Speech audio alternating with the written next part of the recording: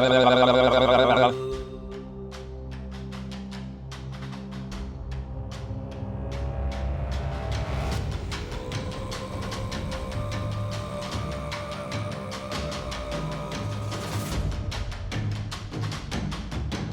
welcome back to the channel.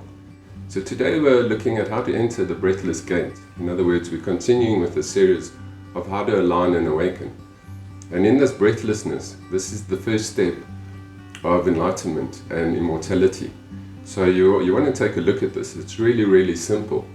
And awakening and aligning is not only for the chosen ones, it's for anyone that does it.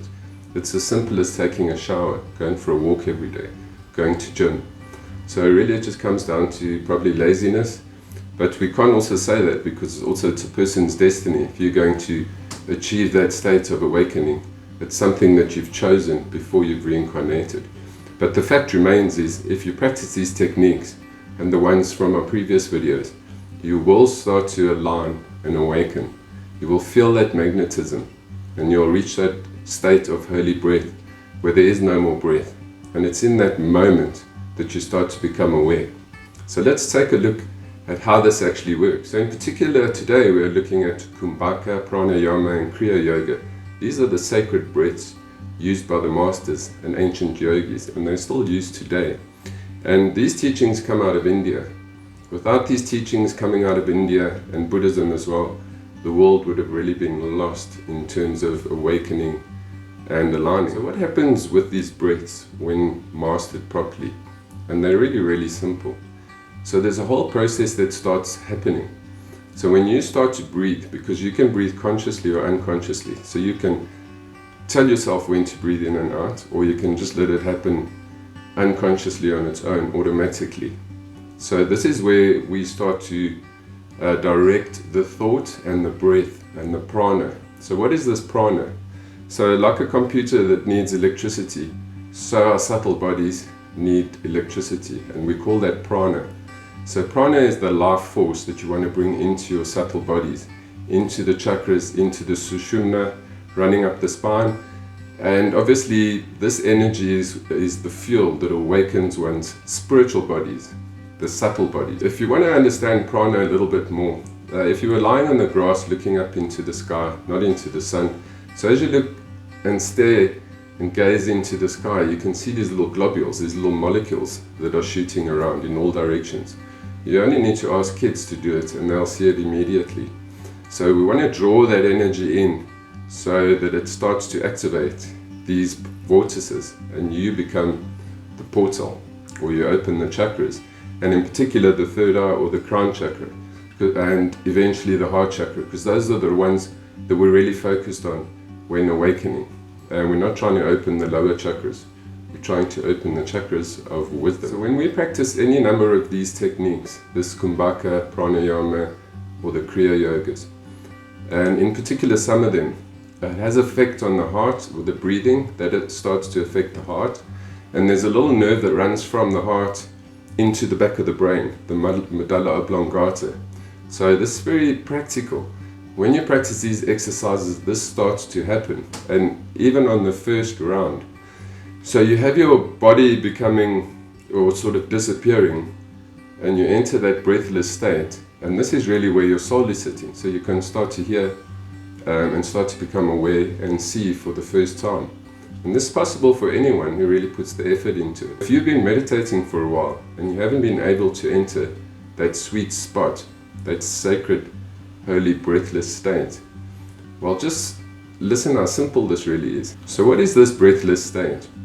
So when you practice some breathing without forcing it, when you practice it properly, you start to find an inner rhythm, and there comes a point when your breathing just stops, and it's not a forced process.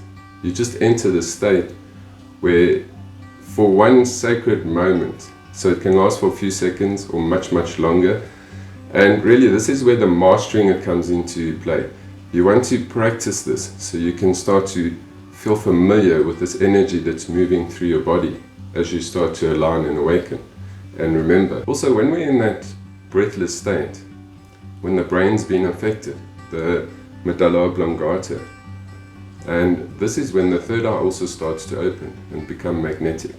So sometimes when you feel the third eye starting to activate, you can feel twitches along your nose and along the third eye. So you'll feel these little itchy twitches, and then you know that the third eye is starting to spin. And it's a very real thing. So if you do practice this very simple breath, you will start to feel this. Now let's look at a very simple breath of Kumbhaka. And this also comes with a warning, or should I say safety tips. You want to do it where you're sitting down or lying down.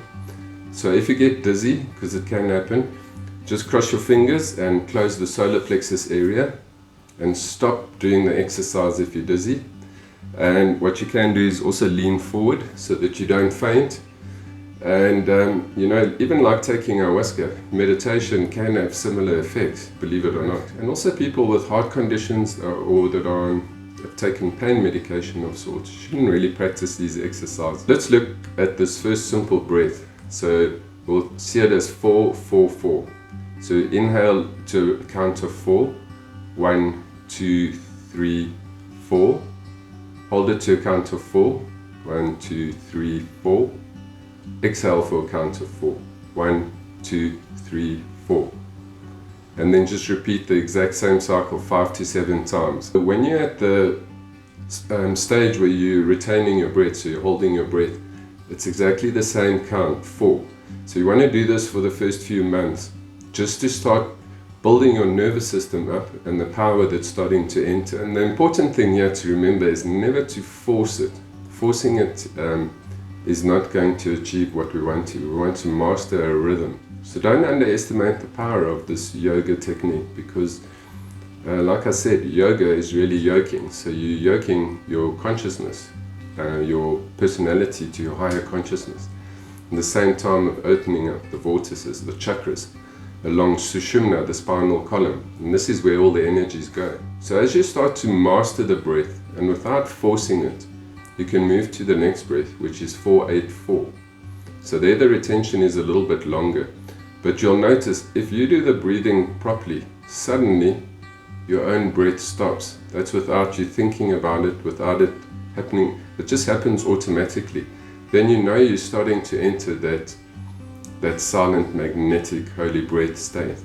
And yes, it can be for a few seconds, or it can be much, much longer, depending on your lung capacity, how healthy you are, and a number of things. So practice this technique. In the future I'm going to cover some of the more advanced techniques and how to focus these energies to specific areas. And so hit that like and subscribe button if you don't want to miss out. It also helps the channel, and I'll catch you in the next video.